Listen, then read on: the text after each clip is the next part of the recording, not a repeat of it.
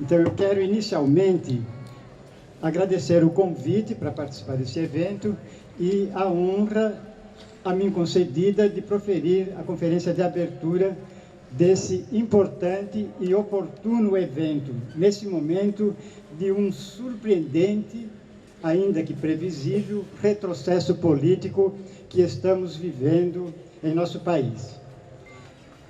É um retrocesso contraditoriamente, ao mesmo tempo previsível e surpreendente.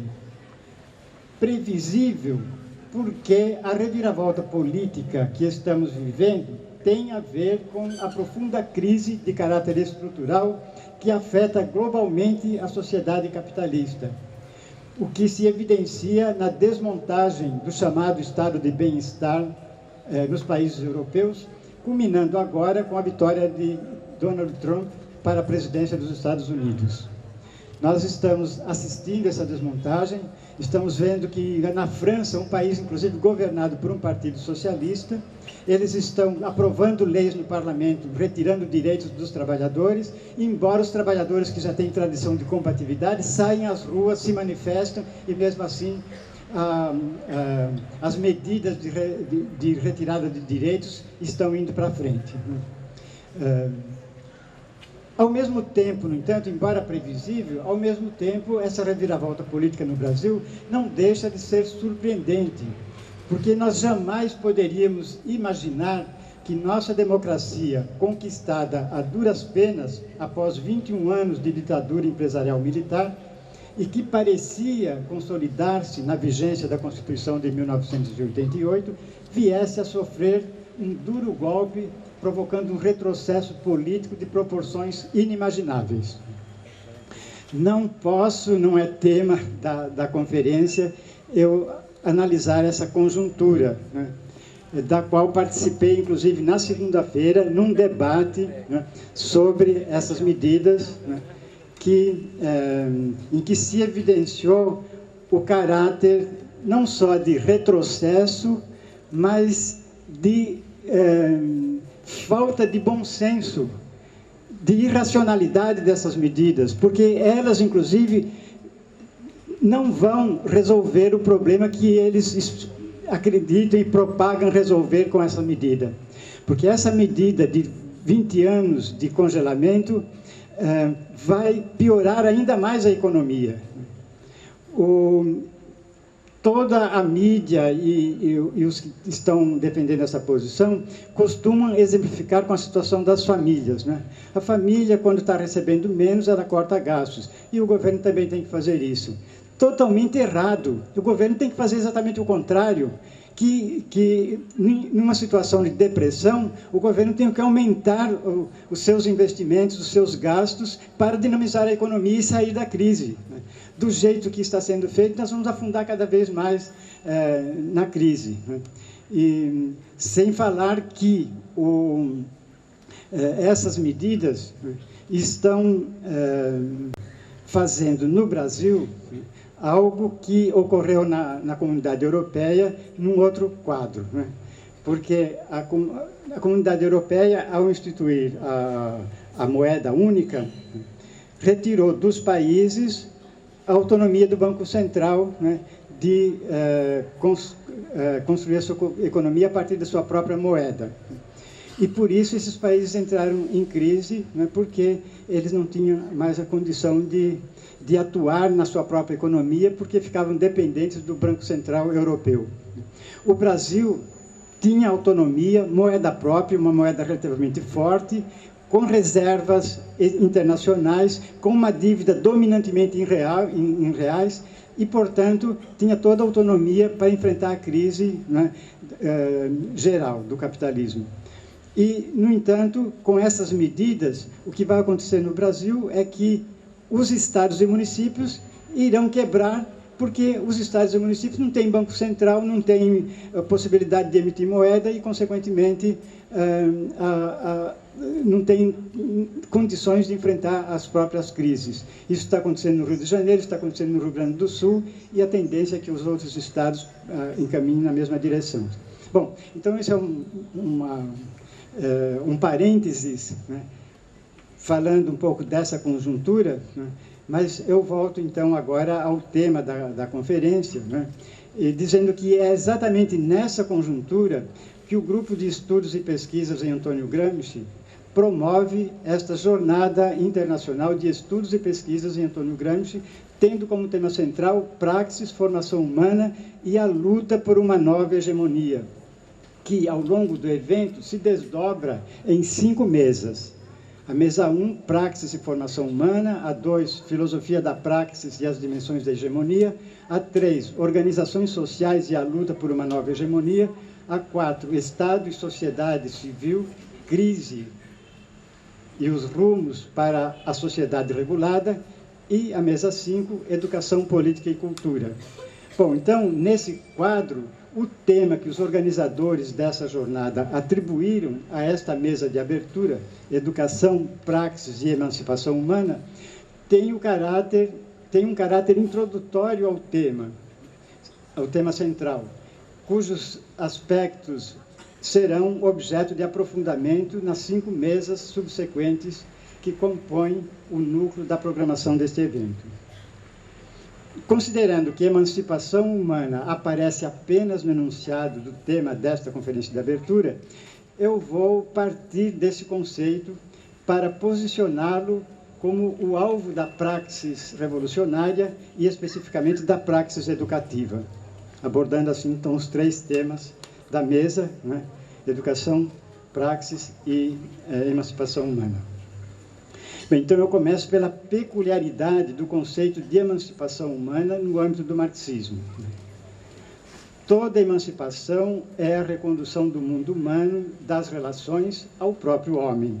Essa é uma frase de Marx, né, com a qual eu começo essa exposição, pois entendo que o ponto de partida para a caracterização do significado do conceito de emancipação humana no marxismo são as considerações de Marx no texto sobre a questão judaica, que foi escrito no 2º semestre de 1843, motivado pelo opúsculo de Bruno Bauer, chamado A Questão Judaica. Nesse opúsculo, Bruno Bauer discute o problema da emancipação política dos judeus, considerando que, para conseguir sua emancipação política, os judeus deveriam renunciar à religião do judaísmo. Marx, então, se contrapõe a essa ideia e situa o conceito de emancipação política, mostrando que, não obstante ter representado um progresso, a emancipação política é insuficiente, pois implica a cisão entre o homem como membro da sociedade civil, isto é, como indivíduo egoísta e independente, integrante da sociedade burguesa, e como pessoa, por outro lado, como pessoa moral, membro da sociedade política, cidadão do Estado, cidadão abstrato. Eis porque os direitos do homem à liberdade não se baseiam na união do homem com o homem, mas, pelo contrário, na separação do homem em relação a seu semelhante. A liberdade é o direito a esta dissociação, o direito do indivíduo delimitado, limitado a si mesmo. Dessa forma, a sociedade burguesa se constitui como uma sociedade que faz com que todo homem encontre noutros homens não a realização de sua liberdade, mas, pelo contrário, a limitação dessa liberdade. Em síntese, o homem, enquanto membro da sociedade burguesa, é o que conta como o homem propriamente dito, que, por estar referido à sua existência sensível e individual, é distinto do cidadão. Em contrapartida, o homem político é apenas o homem abstrato, artificial, alegórico, moral. O homem real só é reconhecido sob a forma do indivíduo egoísta, e o homem verdadeiro somente sob a forma do cidadão abstrato. Então, essa que é a situação da sociedade burguesa, da sociedade capitalista. Concluindo, Marx marca claramente a diferença entre a emancipação política e a emancipação humana. Diz ele, a emancipação política é a redução do homem, de um lado, a membro da sociedade burguesa, a indivíduo egoísta independente, e de outro, a cidadão do Estado, a pessoa moral. E na sequência, Marx indica a condição para que se realize a emancipação humana, dizendo: somente quando o homem individual, real, recupera em si o cidadão abstrato e se converte como homem individual em ser genérico, em seu trabalho individual e em suas relações individuais, somente quando o homem tenha reconhecido e organizado suas forças próprias como forças sociais e quando, portanto, já não separa de si a força social sob a forma de força política, somente então se processa a emancipação humana. Vemos, então, que a emancipação humana implica a superação da sociedade de classes, com o consequente desaparecimento do Estado, ou, nos termos de Gramsci, a absorção da sociedade política na sociedade civil. Essa problemática enunciada nesse texto seminal de Marx foi reposta nas obras subsequentes. Então, nós vamos ver que nos manuscritos econômico-filosóficos de 1844, Marx vai considerar que nas condições que vigoram na sociedade capitalista, a realização do trabalho aparece no estádio da economia política como desrealização do trabalhador, a objetivação como perda do objeto e servidão a ele, a apropriação como alienação, como exteriorização.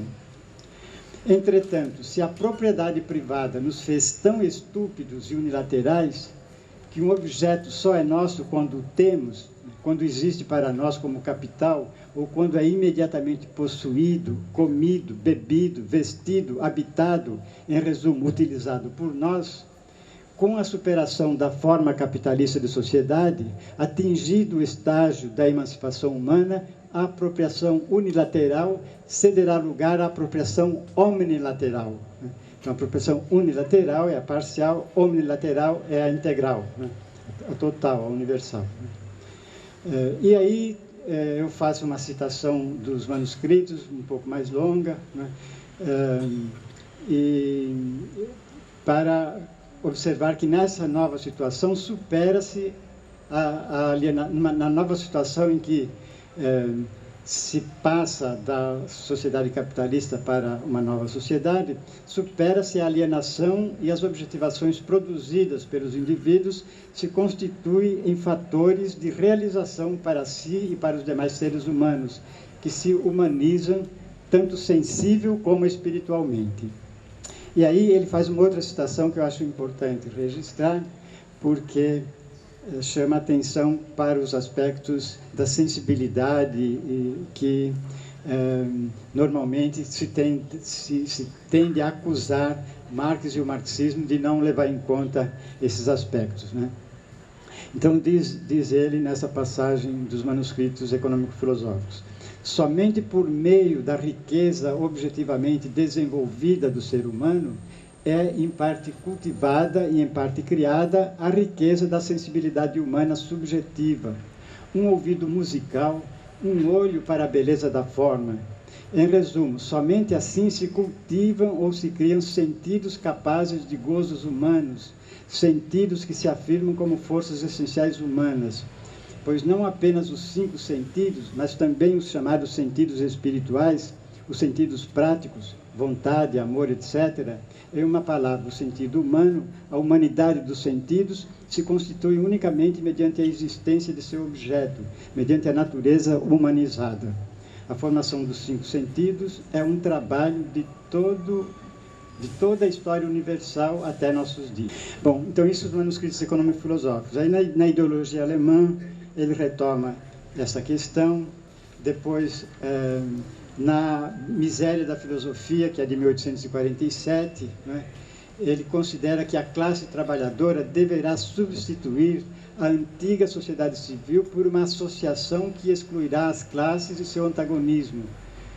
E não haverá mais poder político propriamente dito, já que o poder político é o resumo oficial do antagonismo na sociedade civil.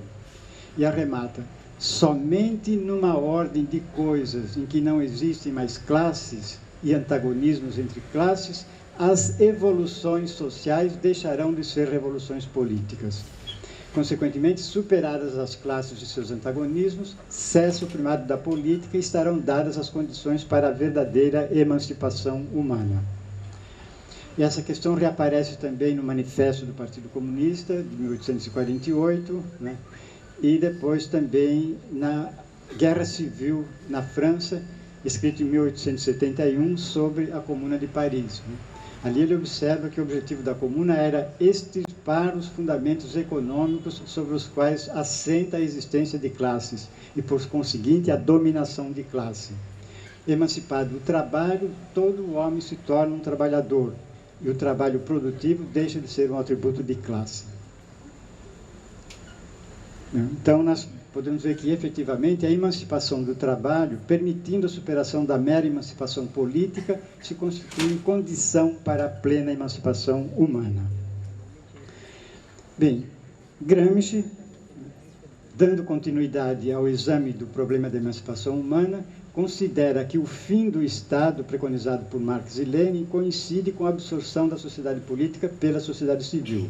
Ou seja, atingido o estágio da sociedade sem classes, a sociedade política ou o Estado em sentido estrito resulta fadado à extinção na medida em que os interesses do proletariado passam a coincidir com os interesses de toda a sociedade.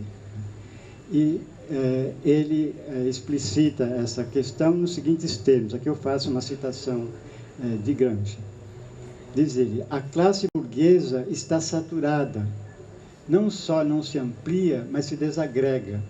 Não só não assimila novos elementos, mas desassimila uma parte de si mesma.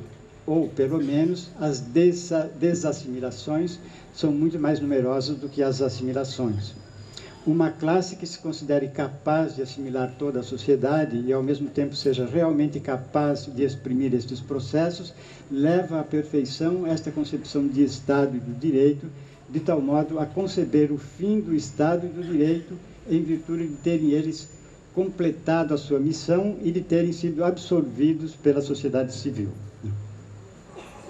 Bem, e Gramsci complementa ainda a sua análise, considerando mais adiante que o elemento Estado-coerção pode ser imaginado em processo de desaparecimento, à medida em que se afirmam elementos cada vez mais conspícuos de sociedade regulada, ou Estado ético, ou sociedade civil.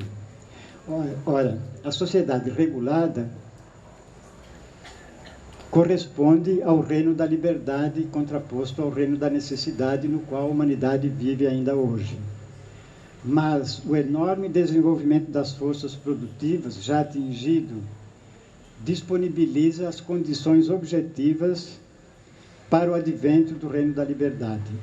Com efeito, o ingresso na era das tecnologias eletrônicas e da automação já contém as virtualidades para que toda a humanidade, com o mínimo de trabalho socialmente necessário, possa viver confortavelmente, dispondo, na maior parte do dia, do tempo livre para cultivo do espírito e usufruto da infinidade de bens produzidos pela cultura humana, tornando-se verdade prática a plena emancipação humana. Então, as condições objetivas estão dadas, né, mas não podem se realizar por conta de que a propriedade, as relações de produção baseadas ainda na propriedade privada dos meios de produção e dos produtos do trabalho impede que essas conquistas beneficiem o conjunto da humanidade. Bem, então, essa é a concepção de emancipação humana que aparece em Marx e, por consequência, também no marxismo, né? Bem, eu passo então a tratar da praxis revolucionária. Porque a passagem da emancipação política à emancipação humana, ou a passagem do reino da necessidade ao reino da liberdade, não ocorrerá espontânea e automaticamente. Sua efetivação depende da intervenção prática dos homens direcionada ao atingimento dessa finalidade, pois são os homens que fazem a história. No entanto, não a fazem sob circunstâncias de sua escolha, e sim sob aquelas com que se defronta diretamente, legadas e transmitidas pelo passado. Então, essa é a análise que Marx faz no 18 Brumário, né, mostrando que são os homens que fazem a história, mas eles não a fazem em condições de sua escolha, e sim naquelas que eles encontram e que têm que levar em conta e agir sobre elas, fazendo-as avançar. Assim, a atividade humana ocorre sempre, independentemente do grau de consciência que os homens têm de sua ação, em condições determinadas. Mas a coincidência da modificação das circunstâncias com a atividade humana, ou a modificação dos próprios homens, só pode ser concebida e compreendida racionalmente como praxis revolucionária. Esse é um enunciado de Marx nas teses sobre Feuerbach. Vê-se, então, que a praxis, de modo geral, e especificamente a praxis revolucionária, para ter êxito, supõe que estejam preenchidas tanto as condições objetivas como as subjetivas. Com efeito, praxis é um conceito que, embora seja frequentemente considerado como sinônimo de prática, em sentido próprio, é um conceito dialético que sintetiza, na forma de superação, os dois elementos contrários representados pela teoria e pela prática. Nesse sentido, a praxis pode ser definida como atividade humana prática fundamentada teoricamente. Então, a praxis implica a articulação entre teoria e prática. Enquanto o idealismo, de modo especial na matriz hegeliana, considera a atividade humana como essencialmente teórica, dissolvendo a prática na teoria, o pragmatismo concebe a atividade à luz da prática sensível, dissolvendo a teoria na prática. Diferentemente, o marxismo busca compreender a atividade humana como unidade essencial entre teoria e prática, traduzida no conceito de praxis, o que lhe valeu o nome, apropriadamente, de filosofia da praxis, como destacou Gramsci. O marxismo se define como a filosofia da praxis. Como filosofia da praxis, o marxismo empreendeu o exame crítico histórico da sociedade capitalista, evidenciando suas contradições internas, cujo desenvolvimento cria as condições de sua superação. Essa análise permitiu identificar as crises sucessivas como sinais de esgotamento do capitalismo, abrindo caminho para processos revolucionários que, sobre a base das forças produtivas desenvolvidas pela própria sociedade burguesa, propiciariam o advento de uma nova sociedade de qualidade superior. Assim, guiadas pela filosofia da praxis, as forças contrapostas aos interesses burgueses se mobilizaram na luta pelo socialismo, que obteve êxito na Rússia em 1917, estendendo-se a outros países após a Segunda Guerra Mundial, o que deu origem à experiência que ficou conhecida como socialismo real, gerando a expectativa de que o século XX se concluiria com a superação do capitalismo pelo socialismo. Mas, ao contrário dessa expectativa, o referido século chegou ao fim com a dissolução da experiência do socialismo real e a persistência do capitalismo, que, segundo a previsão de Marx, tomou o mundo por palco. Então, isto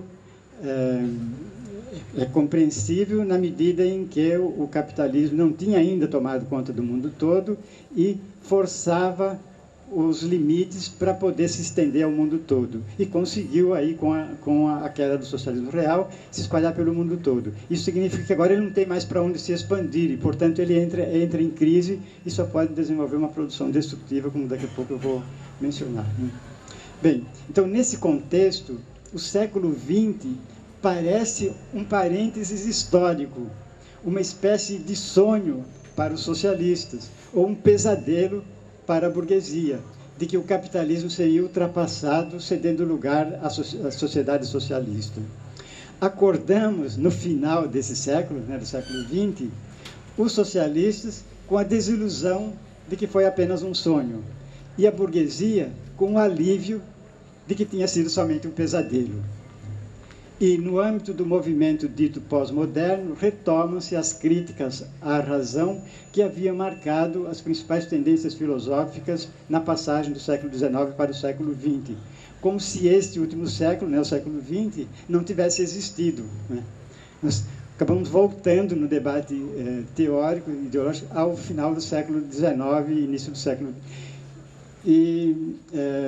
Porque agora a sociedade, a classe dominante, não tem como ir para frente, então ela só pode se manter pela doutrinação, pela lavagem cerebral, e por isso que a educação agora está sendo importante para eles, que antes não era, mas agora é, porque eles precisam se agarrar à educação para doutrinar a população e, nesse sentido, fazê-las se manter submetida a essa estrutura. Diante dessa reviravolta, as ideias hoje hegemônicas, ao mesmo tempo em que situam o marxismo como um pensamento próprio da modernidade, portanto marcado pela metafísica do sujeito, o criticam por ter se limitado a análises totalizantes, objetivantes, sociologizantes, não deixando espaço para os indivíduos, os sujeitos e os aspectos psicológicos. É preciso, então, restabelecer o entendimento de que o pensamento de Marx é caracteristicamente antimetafísico, manifestando-se provavelmente como a forma mais acabada de um modo de filosofar que unifica na história o conteúdo e a forma da filosofia. É, assim, uma filosofia ao mesmo tempo histórica e historicizadora, em que estão em causa não os indivíduos ou sujeitos abstratos, mas os indivíduos reais, sujeitos históricos que se constituem como síntese de relações sociais. Por isso, em face do neopragmatismo, que hoje busca reabilitar o pragmatismo, alçando-o pela via da filosofia analítica à condição de pensamento hegemônico, conviria retomar as teses de Marx sobre Feuerbach. Poderíamos dizer que a tese 2 de Marx sobre Feuerbach tem pontos de contato com o pragmatismo, quando afirma que o problema da possibilidade de se atribuir ao pensamento humano uma verdade objetiva não é um problema teórico, mas um problema prático. É na prática que o homem deve demonstrar a verdade, ou seja, a realidade e o poder, a terrenalidade de seu pensamento. A controvérsia em torno da realidade ou irrealidade do pensamento, isolada da prática, é um problema puramente escolástico. E isso é também reforçado pela tese 8, que diz: toda a vida social é essencialmente prática. Todos os mistérios que induzem a teoria do misticismo encontram solução racional na prática humana e na compreensão dessa prática. Mas o limite do pragmatismo consiste em não tomar essa prática enquanto prática humana histórica, como está explicitado na tese 6. Na tese 6, contra Feuerbach, Marx diz: Feuerbach dissolve a essência religiosa na essência humana.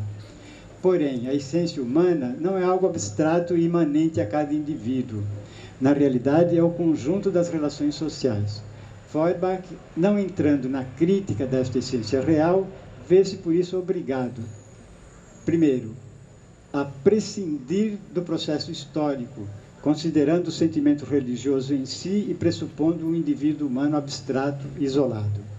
Segundo, a essência só pode conceber-se, por conseguinte, de um modo genérico, como uma generalidade interna, muda, que una de um modo natural muitos indivíduos. Então, eu digo que nós poderíamos aplicar o conteúdo da tese 7, que diz o seguinte: Feuerbach não vê, portanto, que o sentimento religioso é, por sua vez, um produto social, e que o indivíduo abstrato, por ele analisado, pertence a uma determinada forma de sociedade. Nós poderíamos aplicar isso ao neopragmatismo, traduzida, ou para ficar no seu universo vocabular, redescrita nos seguintes termos. O neopragmatismo não vê, portanto, que o comportamento dos indivíduos, em geral, e o comportamento linguístico, em particular, é, por sua vez, um produto social, e que o indivíduo falante abstrato, por ele analisado, pertence a uma determinada forma de sociedade. Consequentemente, para compreender o modo de ser do homem, isto é, para entender como ele se forma historicamente, nada melhor do que um modo de filosofar que tenha a história como conteúdo e forma. E esse modo de filosofar, como já foi assinalado, atinge sua expressão mais elaborada com a filosofia da praxis, que continua sendo a referência para a luta revolucionária. Com efeito, tendo tomado o mundo por palco, Tendo se estendido por todo o planeta, o capitalismo esgotou suas possibilidades e mergulha agora numa profunda crise de caráter estrutural, em que as relações de produção baseadas na propriedade privada dos meios de produção e dos produtos do trabalho, de impulso que eram, estão se transformando em freio que impede o avanço das forças produtivas. Eis a razão pela qual a produção capitalista hoje é uma produção destrutiva, pois só pode se manter pela reconstrução do que é destruído, já que isso pode ser feito sem abrir mão das relações privadas de produção, o que se evidencia pelos constantes desastres ambientais, acidentes de trânsito, conflitos bélicos, expansão da criminalidade e da violência, cujos resultados destrutivos movimentam capitais para sua reconstrução, sem que as forças produtivas possam avançar para além do nível já atingido. Estão aí os elementos que nos permitem considerar que está aberta, no dizer de Marx, uma época de revolução social. Estão postas, pois, as condições objetivas para o desenvolvimento e o avanço da praxis revolucionária. Mas, já observei antes, que a praxis revolucionária exige, além das condições objetivas, que sejam preenchidas também as condições subjetivas. E é nesse âmbito que se situa a educação.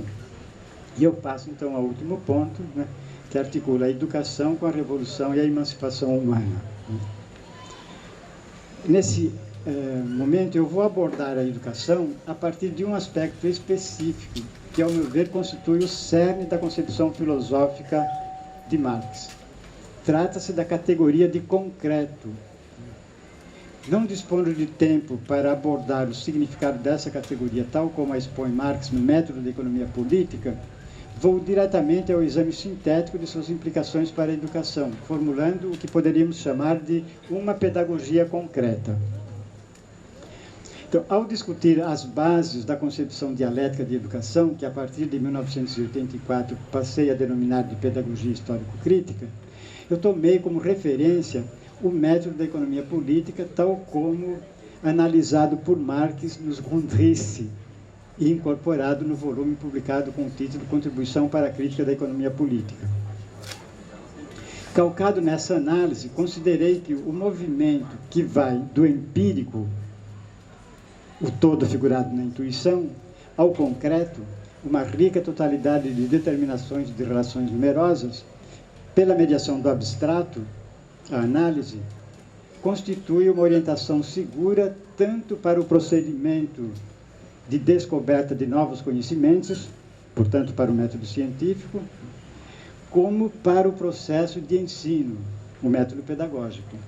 É a partir daí que podemos chegar a uma pedagogia concreta como via de superação tanto da pedagogia tradicional como da pedagogia moderna.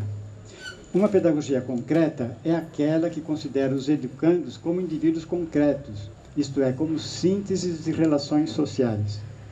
Assim, enquanto a pedagogia tradicional considera os educandos como indivíduos abstratos, isto é, como expressões particulares da essência universal que caracterizaria a realidade humana, a pedagogia moderna considera os educandos como indivíduos empíricos, isto é, como sujeitos singulares que se distinguem uns dos outros pela sua originalidade, criatividade e autonomia, constituindo-se no centro do processo educativo.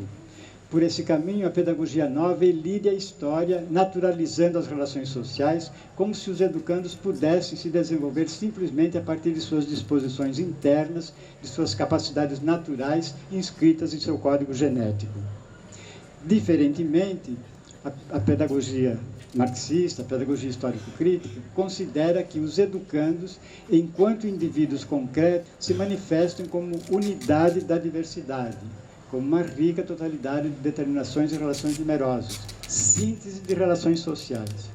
Portanto, o que é do interesse deste aluno concreto diz respeito às condições em que se encontra e que ele não escolheu, do mesmo modo que a geração atual não escolhe os meios e as relações de produção que herda das gerações anteriores.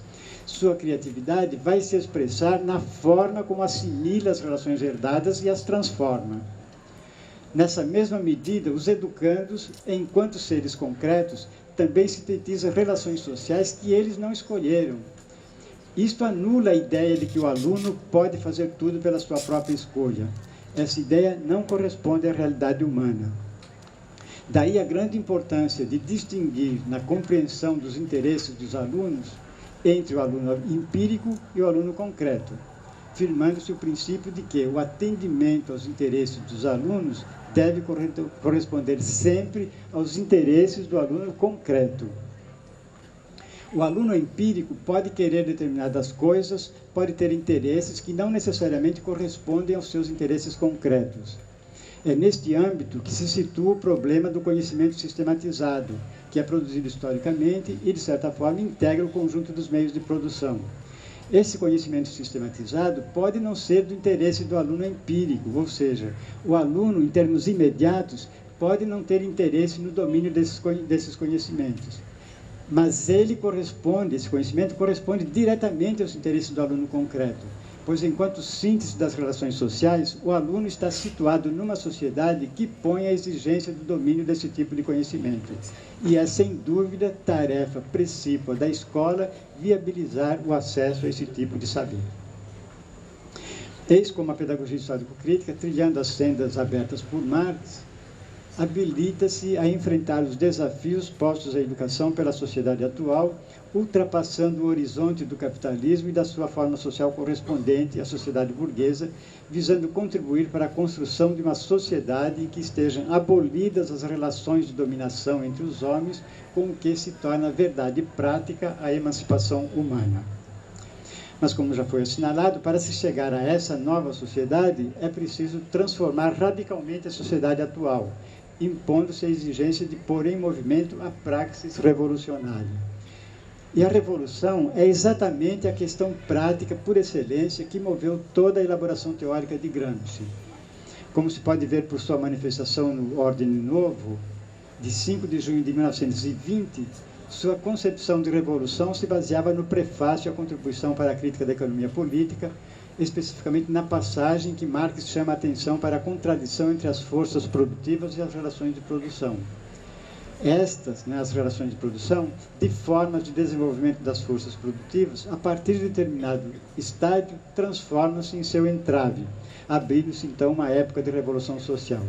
Gramsci entendia que o capitalismo já estava entrando nesse estádio e concebia a revolução como um ato que consiste num esforço destinado a derrubar violentamente os esquemas oficiais, um esforço dirigido a quebrar a máquina do Estado burguês e a constituir um tipo de Estado em cujos esquemas as forças produtivas liberadas encontrem a forma adequada para o seu ulterior desenvolvimento.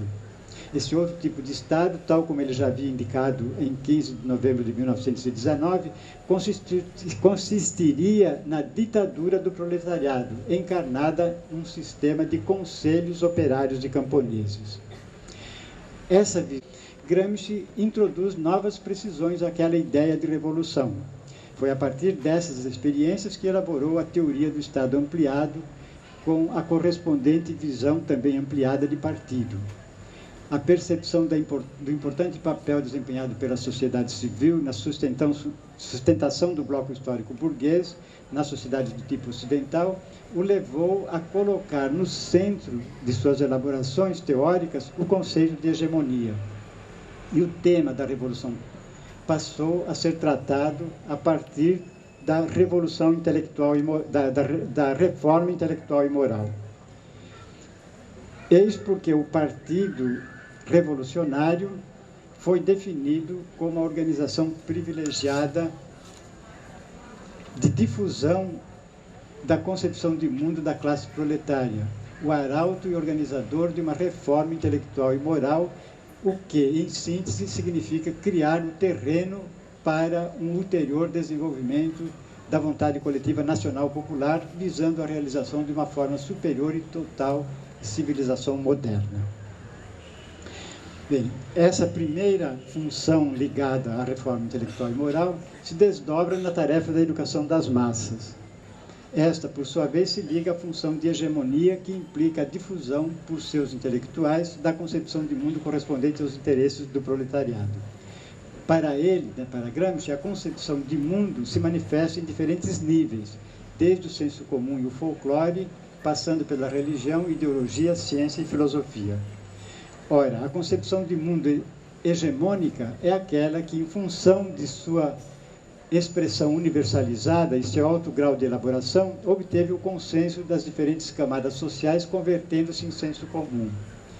Nessa forma, isto é, de modo difuso, a concepção dominante atua sobre a mentalidade popular, articulando-a em torno dos interesses da classe dominante, impedindo, ao mesmo tempo, a expressão elaborada dos interesses populares, o que concorre para inviabilizar a organização das camadas subalternas como classe para si. O senso comum é, pois, contraditório, dado que se constitui numa amálgama integrada por elementos implícitos na prática transformadora do homem de massa e por elementos superficialmente explícitos caracterizados por conceitos herdados da tradição ou veiculados pela concepção hegemônica e acolhidos sem crítica. As relações entre senso comum e filosofia assumem, para o proletariado, o caráter de uma luta hegemônica que se expressa na forma de um processo de desarticulação-rearticulação. Trata-se de desarticular dos interesses dominantes aqueles elementos que estão articulados em torno deles, mas não são inerentes à ideologia dominante, e rearticulá-los em torno dos interesses populares, dando-lhes a consistência, a coesão e a coerência de uma concepção de mundo elaborada, isto é, de uma filosofia. E a educação se constitui, pois, um instrumento de luta para estabelecer uma nova relação hegemônica que permita constituir um novo bloco histórico sob a direção da classe fundamental dominada da sociedade capitalista, que é o proletariado. A importância fundamental da educação na luta pela hegemonia reside na elevação cultural das massas. Essa tarefa implica dois momentos simultâneos e articulados entre si. Um momento negativo, que consiste na crítica da concepção dominante, a ideologia burguesa, e um momento positivo, que significa trabalhar o senso comum, buscando extrair o seu núcleo válido, o bom senso, para lhe dar expressão elaborada com vistas à formulação de uma concepção de mundo adequada aos interesses populares. A função educativa, que permeia toda a estrutura social, adquire especificidade ao ser organizada na forma escolar. E Gramsci, já em 27 de junho de 1919, se manifestava sobre a importância da escola, entendendo-a como um problema técnico e político ao mesmo tempo, e considerando que no Estado parlamentar democrático, ou seja, no Estado burguês, o problema da escola é insolúvel política e tecnicamente, porque os ministros da instrução pública são investidos no cargo porque pertencentes a um partido político e não porque capazes de administrar e dirigir a função educativa do Estado. Né? Nós estamos cansados de ver isso aqui no Brasil. Né? Como é que são indicados os ministros da educação? Em contraposição à incúria do Estado burguês, Gramsci assegura que, no Estado dos conselhos, a escola representará uma das mais importantes e essenciais atividades públicas. Gramsci está se referindo aí aos conselhos de fábrica instituídos em Turim por inspiração dos sovietes, os conselhos operativos russos, os conselhos operários russos. Gramsci entendia que esses conselhos de fábrica eram o modelo do Estado operário. Depois, em suas elaborações no período do cárcere, ele irá tratar do problema da escola em articulação com a questão dos intelectuais. Discute, então, vários aspectos ligados ao modo como a escola se articula com o desenvolvimento da sociedade, aborda criticamente os movimentos de inovação escolar e analisa a escola clássica, mostrando suas virtudes e seus limites. Em sua investigação sobre o princípio educativo, reafirma a convicção sobre a importância da escola para os trabalhadores como um instrumento para elaborar intelectuais de diversos níveis e também para elevar o nível cultural e intelectual das massas, atuando decisivamente no processo de reforma intelectual e moral, na luta pela hegemonia e na construção de um novo bloco histórico. Para atender ao relevante papel que cabe à escola no desenvolvimento humano social, Gramsci concebe a escola unitária de caráter público, isto é, sob inteira responsabilidade do Estado. Contra a tendência em voga de abolir todo tipo de escola desinteressada e formativa, ele pensa a escola unitária exatamente com sentido desinteressado, ou seja, voltada para a formação cultural e não diretamente profissionalizante, tendo como papel inserir os jovens na atividade social após tê-los preparado intelectual e praticamente. Gramsci conferia papel central ao corpo docente, né? Entendendo que, sem um corpo docente consistente, a função da escola acaba se deteriorando. Em consonância com o movimento que vai da anomia à autonomia pela mediação da heteronomia, Gramsci propõe a organização da escola unitária, começando pelo grau elementar e indo até ao seu coroamento com a escola criativa no final daquilo que corresponde hoje ao ensino médio. A sequência dos estudos da escola unitária envolverá, além da fase inicial de cerca de 3 a 4 anos, mais 6 anos, completando-se quando os jovens se aproximam da idade de 16 anos, momento em que se atinge a autonomia intelectual e a autonomia moral. Mas Gramsci adverte que a escola criadora, que é quando ela chega nessa fase final, não significa escola de inventores e descobridores. Trata-se de uma fase e de um método de investigação e de conhecimento, e não de um programa predeterminado com obrigação de originalidade e inovação a todo custo. Gramsci considera que o advento da escola unitária significa o início de novas relações entre trabalho intelectual e trabalho industrial, não somente na escola, mas em toda a vida social, pois o princípio unitário se refletirá em todos os organismos da cultura, transformando-os e dando-lhes um novo conteúdo. Bem, aí nós poderíamos, enfim, considerar que a teoria gramsciana da escola se estrutura em torno de 2 conceitos centrais, que são a disciplina e a catarse. Pela disciplina, diz Gramsci, se adquire o hábito do estudo sistemático, superando os inconvenientes do autodidatismo, e se trava a luta contra a concepção mágica de mundo e de natureza que a criança absorve do ambiente, contra as tendências à barbárie individualista e localista, contra o folclore, contra todas as sedimentações tradicionais de concepções do mundo. Ainda pela disciplina se faz adquirir os hábitos de diligência, de exatidão, de compostura também física, de concentração psíquica. Em suma, os hábitos psicofísicos apropriados ao trabalho intelectual.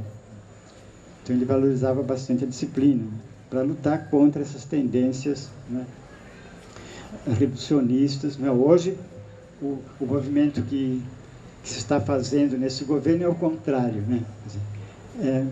Você estimular a submissão a essas concepções irracionalistas. Bom, pela catarse, o processo educativo atinge seu ápice, propiciando aos educandos atingir uma concepção superior, liberta de toda magia e bruxaria. Pela catarse, dá-se a passagem do nível puramente econômico ao momento ético-político. Igualmente, pela catarse, dá-se a elaboração superior da estrutura em superestrutura na consciência dos homens. Ou seja, ocorre a assimilação subjetiva das condições objetivas, permitindo a passagem da condição de classe em si para a condição de classe para si.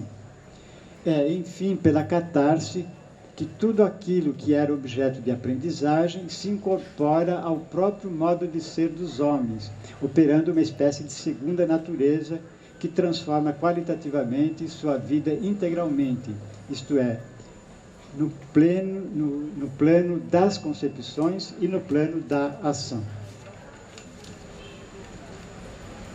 É nessa direção que tem caminhado a pedagogia histórico-crítica. Como já foi indicado, a fundamentação teórica da pedagogia histórico-crítica parte do entendimento da formulação contida no método da economia política. Com base nessa orientação, a pedagogia histórico-crítica procurou construir uma metodologia que, encarnando a natureza da educação como uma atividade mediadora no seio da prática social global, tem como ponto de partida e ponto de chegada a própria prática social. O trabalho pedagógico se configura, pois, como um processo de mediação que permite a passagem dos educandos de uma inserção acrítica e inintencional no âmbito da sociedade a uma inserção crítica e intencional. A referida mediação se objetiva nos momentos intermediários do método, a saber, problematização, que implica a tomada de consciência dos problemas enfrentados na prática social, instrumentação, pela qual os educandos se apropriam dos instrumentos teóricos e práticos necessários para a compreensão e solução dos problemas detectados, e catarse, isto é, a incorporação na própria vida dos alunos dos elementos constitutivos do trabalho pedagógico. Ora, o termo catarse, que denomina o quarto passo do método proposto, constitui o momento culminante do processo pedagógico, sendo entendido na acepção gramsciana de elaboração superior da estrutura em superestrutura na consciência dos homens. É essa orientação que, inspirada em Gramsci, a pedagogia histórico-crítica vem procurando seguir no campo da educação brasileira, consciente de todas as limitações que é necessário enfrentar e superar para levar a bom termo essa empreitada. Mantendo-se fiel a essa diretriz, essa pedagogia atravessou toda a década de 1990 e ingressou no século XXI, imune ao canto de sereia das novas pedagogias que, beneficiadas com uma avalanche de publicações e pela grande divulgação na mídia, vem exercendo razoável poder de atração nas mentes dos educadores, mesmo entre aqueles que, na década de 1980, integravam as correntes contra-hegemônicas. A retomada da contribuição de Gramsci representa um antídoto importante na resistência a esse poder de atração. Trata-se de uma resistência ativa porque não se limita a efetuar a crítica, mostrando os limites, insuficiências e equívocos das teorias hoje hegemônicas. Vai além, formulando uma teoria capaz de orientar a prática dos educadores numa direção transformadora, concorrendo para que os trabalhadores ascendam ao nível da classe para si, condição para que possam desenvolver a praxis revolucionária, cujo êxito tornará realidade a emancipação humana. Muito obrigado.